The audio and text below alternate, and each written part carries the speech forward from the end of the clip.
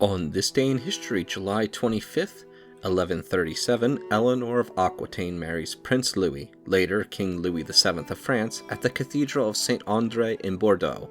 Included in the following is an excerpt from the 1944 edition of the Encyclopaedia Britannica, going over the history of the Queen.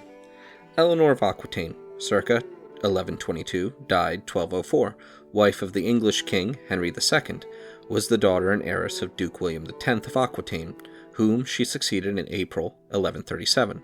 She married Prince Louis, the heir to the French crown, and a month later her husband became King of France under the title of Louis VII. Eleanor bore Louis 2 daughters but no sons. Their marriage was annulled by mutual contest in 1151. She then married Henry of Anjou. Louis, who had hoped that Aquitaine would descend to his daughters, was mortified and alarmed by the Angevin marriage, all the more so when Henry of Anjou succeeded to the English crown in 1154. From this event dates the beginning of the secular strife between England and France, which runs like a red thread through medieval history. Eleanor bore to her second husband 5 sons and 3 daughters.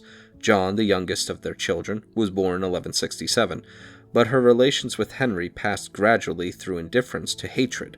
Henry was an unfaithful husband, and Eleanor supported her sons in their Great Rebellion of 1173. Throughout the latter years of the reign, she was kept in a sort of honorable confinement. It was during her captivity that Henry formed his connection with Rosamund Clifford, the fair Rosamund of romance. Eleanor, therefore, can hardly have been responsible for the death of this rival, and the romance of the poisoned bowl appears to be an invention of the next century. Under the rule of Richard and John, the Queen became a political personage of the highest importance.